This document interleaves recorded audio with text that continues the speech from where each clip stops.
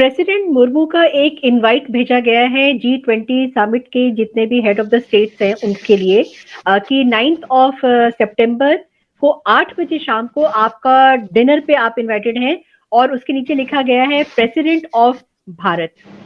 और ये लिखते ही ऐसा लगा कि जैसे हिंदुस्तान में भारत में एक भूचाल आ गया है। इसी के बारे में आज बात करने के लिए मैं और सूद सर यहाँ पे आए हैं। नमस्कार सूद सर, आपका बहुत बहुत स्वागत है।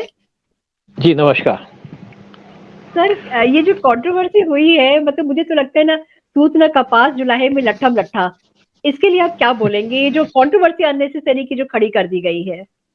देखिए, ऐसा है कि जैसे हिंदुस्तान कहिए, भारत कहिए, हमारा तो एक हिंदू राष्ट्र है। वैसे देखा जाए तो इंडिया जो नाम दिया वो दिया ब्रिटिशर ने, इसको इंडिया रखा उन्होंने।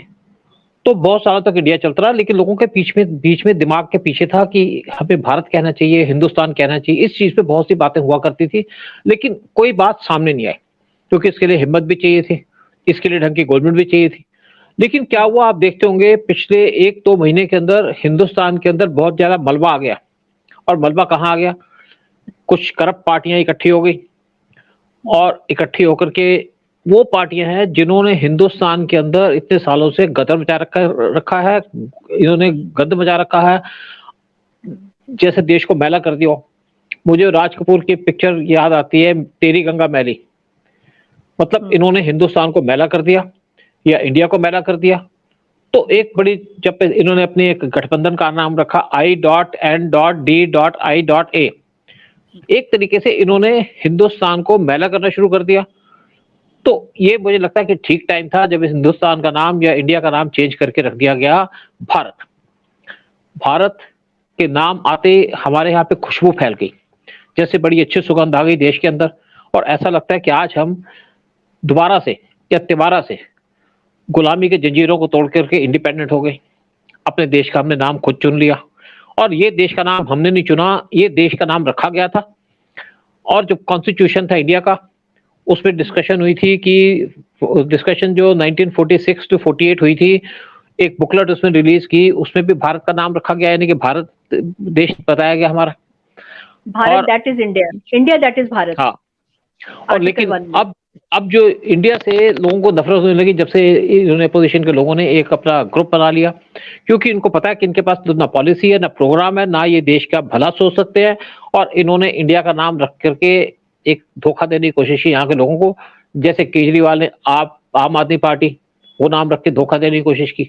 वो आम आदमी पार्टी का आदमी टॉयलेट के अंदर उस टॉयलेट में बैठता है जहां पे 2 करोड़ रुपए लगे हैं, वहां पर्दे यूज करता है जो 8-8 लाख के पर्दे हैं उसके घर के अंदर। ये है आम आदमी पार्टी, या ये है आम आदमी। और वो आदमी जिसने अपने घर को बनाने के अंदर गवर्नमेंट के 38 करोड़ खर्च दिए। ये ऐसे बेशर्म हम लोग हैं हमारे हिंदुस्तान के अंदर, जो पॉलिटिकल पार्टियां बना के बैठे हैं, देश को लूट रहे हैं। और इसी तरीके से उन्होंने गठबंधन बनाया, जिसमें एक एक आदमी आप चुन लीजिए। शरद पवार देख लीजिएगा, शरद पवार के ऊपर क्या चार्जेस हैं कि जब 9/11 का यहाँ पे एक टेररिस्ट अटैक हुआ था, उसके अंदर शरद पवार के ऊपर चार्जेस लगे थे, दाऊद इब्राहिम के साथ लिंक होने के, या उसको एनकरेज करने के, या उसको भगाने के। ये लेकिन अभी तक चार्जेस हैं, प्रूव नहीं हुए। और जब प्रूव हो जाएगा तो पता चलेगा कि किसने दाऊद को वहां पे पाला, किसने उसको भगाया। फिर आप बात कर लीजिएगा लालू यादव की। लालू यादव जेल याफ्ता हैं और बड़ी बड़ी स्टेटमेंट देते हैं। बिहार का बट्टा बिठा दिया इन्होंने इतने सालों तक, उसकी प्रोग्रेस होने दी। फिर उसके बेटे तेजस्वी यादव आ गए, जो भोले भाले लोगों को मिसलीड करते रहे कास्ट के बेस पे। और लालू यादव वो आदमी है जिन्होंने रेलवे के रिक्रूटमेंट के अंदर यादवों को लूटा, उनकी जमीनें अपने कब्जे में कर लिया, तब उनको जॉब दिया। और फिर वहां के यादव इनको आज सपोर्ट करते हैं। मुझे नहीं पता कि कब तक वो इनको सपोर्ट करेंगे। फिर आप नीतीश को ले लीजिएगा। अगर आज बिहार का सत्यानाश हुआ है तो नीतीश कुमार रिस्पॉन्सिबल है उसके लिए। दिल्ली के अंदर केजरीवाल ने जिस तरीके से सत्यानाश किया दिल्ली के अंदर जैसे पानी आना शुरू हो गया, जैसे बाढ़ आनी शुरू हो गई, कोई इंफ्रास्ट्रक्चर नहीं बनाया, कोई डेवलपमेंट नहीं की, कोई काम नहीं किया, यमुना साफ नहीं की। और अपने आप को कहते हैं कि मैं आम आदमी पार्टी हूँ। आप राहुल गांधी को ले लीजिएगा, सोनिया गांधी को ले लीजिएगा, जो चाइना के अंदर जाकर के 2008 में एग्रीमेंट करते हैं। क्या एग्रीमेंट करते हैं बताते नहीं है। क्या देश को बेच दिया? जब यहाँ पे ढोकलाम होते तो आप चाइनीज एम्बेसी में जाकर बैठ जाते हैं उनके एम्बेसडर के पास। और ये लोग जो चाइना को प्रेस करते हैं, चाइना को जमीन दी, इन्होंने एलिगेशन लगाते हैं मोदी के ऊपर चाइना के साथ धंधा किया इन्होंने, चाइना से पैसे लिए इन्होंने, और दूसरों को कहते करप्ट। ये वो लोग हैं जो हिंदुस्तान के अंदर हमारी आस्था खत्म करने को बैठे हैं। मतलब हिंदुओं को टारगेट करते हैं, उनको क्रिश्चियनिटी में कन्वर्ट करते हैं, और पाकिस्तान के मुसलमानों को, टेररिस्टों को सपोर्ट करते हैं। ये वो लोग हैं जिन्होंने गठबंधन बनाना शुरू कर दिया, गठबंधन बना करके देश को टारगेट कर रहे हैं, देश के लोगों को लूट रहे हैं, देश के लोगों को धोखा दे रहे हैं, और आज इन्होंने हमारा देश मैला कर दिया, हमारी गंगा मैली कर दी, और इसीलिए इस देश का नाम बदलना बहुत जरूरी हो गया। और मुझे लगता है कि ठीक टाइम पे ये काम किया गया है पीएम मोदी के द्वारा। 18 सितंबर को एक पार्लियामेंट का स्पेशल सेशन बुलाया गया इसी टॉपिक के ऊपर। सर एक चीज मैं बोलूंगी, जैसे ये लोग कहते हैं कि मतलब पढ़े लिखे लोग भी हैं, और या तो ये अपने को जैसे शुतुरमुर्ग होता है ना, ऑस्ट्रिच होता है कि अपना सर नीचे छुपा लेता है कि हाँ चलो भी जो भी आंधी तूफान आ रहा है वहां से निकल जाएगा, बच जाएगा। प्रॉब्लम क्या है कि इनको क्या ये पता नहीं है कि आर्टिकल 1 जो है हमारे कॉन्स्टिट्यूशन का, उसमें लिखा हुआ है बहुत clearly, India that is Bharat, ठीक है। और उसके बाद में जो हमारा नेशनल एंथम है उसमें कहीं पर भी इंडिया वर्ड नहीं आता है, सब जगह भारत है, भारत भाग्य विधाता। तो ये किसको बेवकूफ बना रहे हैं? मतलब इनको क्या लगता है कि आज की जनता उतनी भोली भाली है जो पहले हुआ करती थी कांग्रेस के टाइम पे? आज तो सोशल मीडिया का हर चीज हमारे सामने है और हम काउंटर भी कर रहे हैं, उसके बाद भी बेशर्मों की तरह ये लोग जो है अपने ही राग गा रहे हैं। ये गाते रहेंगे। देखो इनके पास कोई एजेंडा नहीं है, देश को चलाने के लिए कोई प्रोग्राम नहीं है, देश की प्रोग्रेस के लिए कोई एजेंडा नहीं है, देश की इकोनॉमी को कैसे बूस्ट करना है उसके लिए इनके पास कोई काम नहीं है। ये सिर्फ देश के चोरों को पैसा देते रहे जब कांग्रेस पार्टी पावर में थी। अगर कंट्री के अंदर फेक करेंसी चल रही थी, कौन चला रहा था? ये जानबूझ के फेक करेंसी चलाई जा रही थी, और ये सारी की सारी फेक करेंसी चलाई जा रही थी कांग्रेस के द्वारा। और फेक करेंसी उस टाइम पे छपा करती थी ब्रिटेन के अंदर, जो या असली करेंसी, और उसमें से आधी करेंसी चली जाती थी पाकिस्तान के अंदर, और पाकिस्तान के अंदर घूम करके दोबारा इंडिया में आ जाती थी एज फेक करेंसी। तभी हमारी जो हालत थी खराब थी, और जब फेक करेंसी बंद की गई तो पाकिस्तान बर्बाद हो गया और इंडिया तब से आबाद होना शुरू हो गया, यानी कि 2015-16 से। और अब हम प्रोग्रेस के रास्ते पे चल रहे हैं। लेकिन ये लोग इसी एजेंडे पे बैठे हैं, आलू से सोना उगाते हैं। हाँ, ये बेसिकली ये एक्चुअली इस टाइप की पैदाइश है देश के अंदर, जो गांधी नाम लेके बैठे हैं। राजीव गांधी एक बार 2008 की बात है, शायद नहीं 1998 की बात है, नहीं उससे पहले की होगी, मतलब इंदिरा गांधी के जाने के बाद जब पीएम बने तो चले गए नेपाल। नेपाल में इनको मंदिर के अंदर जाना बंद कर दिया, मना कर दिया। उन्होंने कहा ये हिंदू नहीं है, मुसलमान है। और सोनिया गांधी को भी अलाउ नहीं किया, क्योंकि सोनिया गांधी क्रिश्चियन है, और जो नेपाल का टेम्पल है, स्पेशली जो शिव टेम्पल है, वहां पे हिंदू, वहां पे प्रीस्ट है सारे, यानी कि हिंदू प्रीस्ट वो बिलोंग करते हैं, कर्नाटका के अंदर मठ है उसके, उन्होंने को जाने को मना कर दिया। और राजीव गांधी को बड़ी मुश्किल से जाने दिया जब उसने कहा कि मैं हिंदू हूँ। और राहुल गांधी, आप देखिएगा, जब इलेक्शन होता है तो पूजा करने लग जाते हैं, अदरवाइज कहते हैं मैं हिंदू नहीं हूँ। कांग्रेस पार्टी यहाँ पे कन्वर्शन के अंदर लगी है, हिंदू को क्रिश्चियन बनाने के अंदर।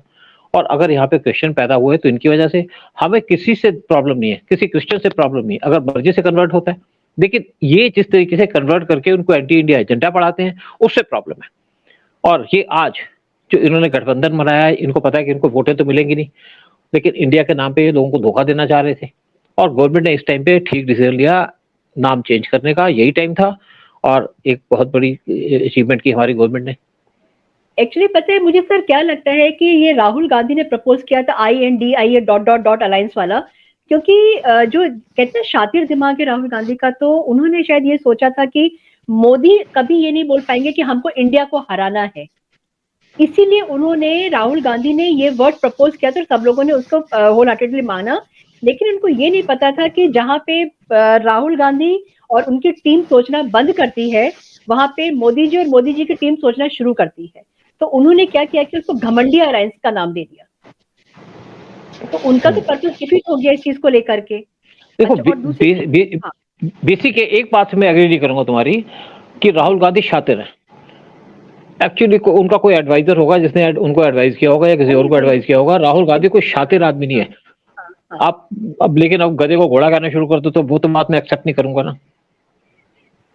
और उसके बाद में जब भारत बोलना शुरू की बात आई तो ये भी बोला कि मतलब मोदी जी जो है वो INDIA से डर गए हैं, इस अलायंस से डर गए हैं, इसीलिए वो नाम भारत चेंज कर रहे हैं। भाई तुम्हारे पास कोई अलायंस था, तुमने कोई प्रोग्राम करना था तो करो उसके ऊपर। एजेंडा नहीं है तुम्हारे पास। एजेंडा क्या है? सनातन धर्म को गाली देना। एजेंडा क्या है? हिंदुस्तान को गाली देना।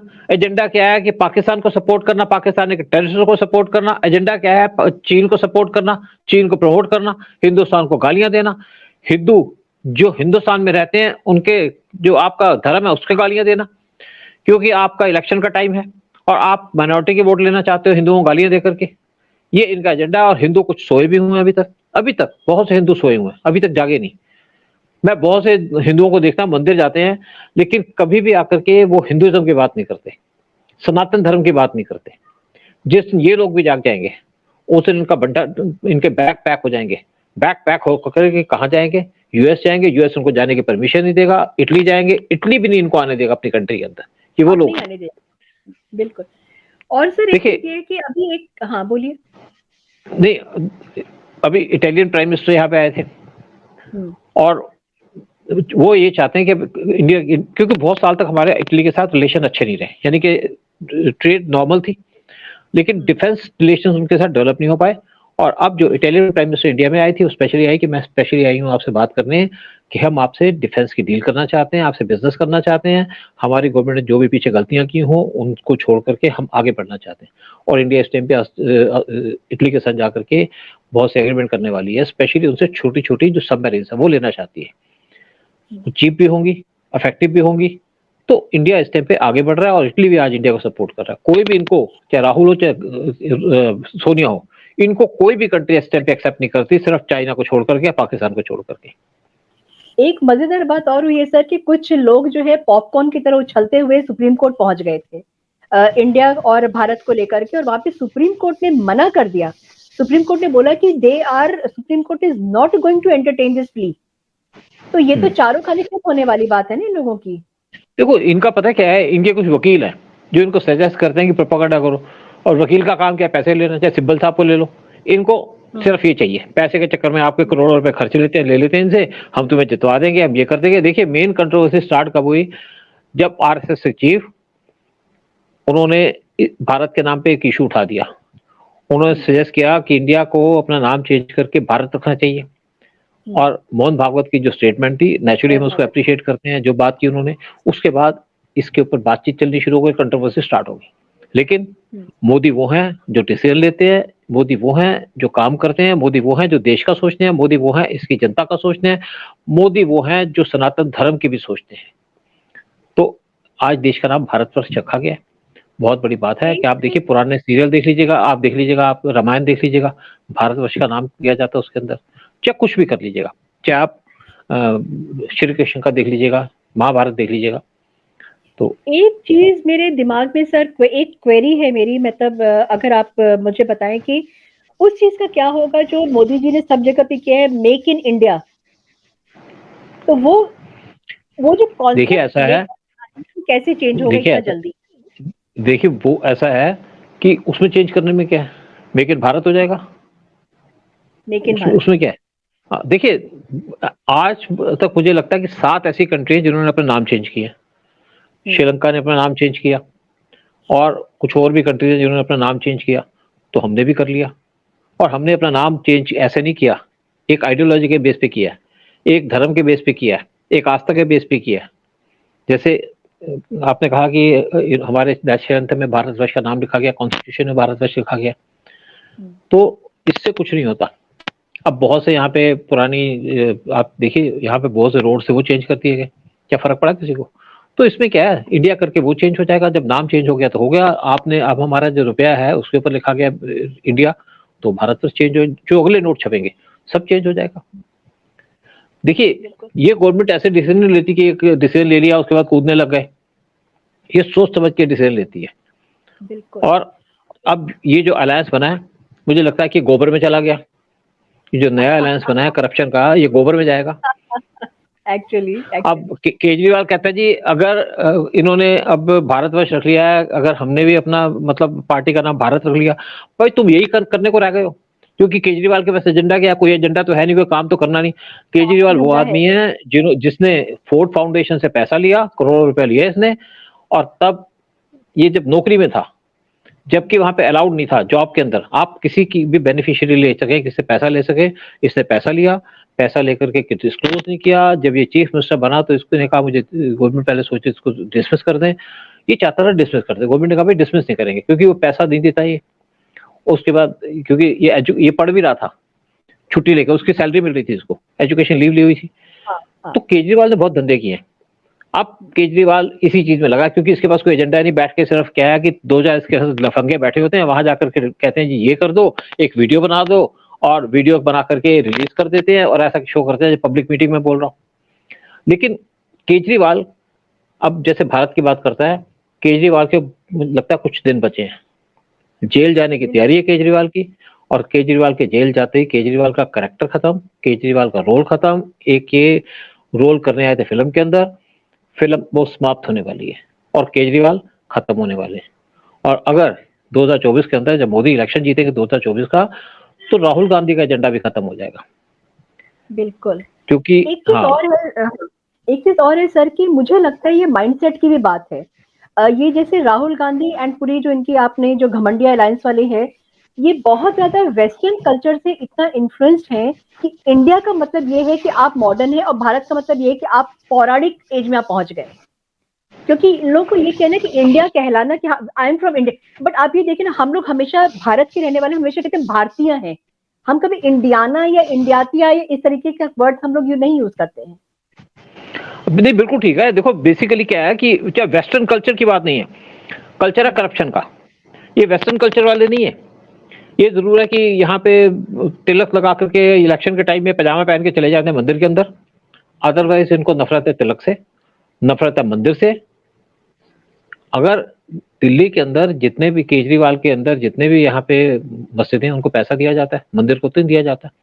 राहुल गांधी किसको सपोर्ट करते हैं? चर्चिस को, क्योंकि सोनिया गांधी क्रिश्चियन है।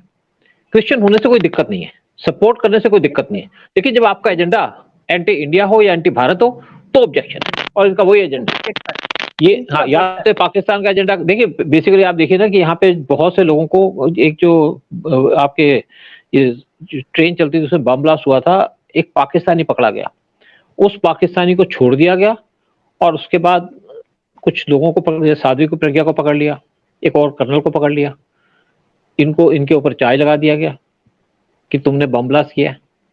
मतलब ये इस कैरेक्टर के लोग हैं, लेकिन इनका आप कुछ कर नहीं सकते।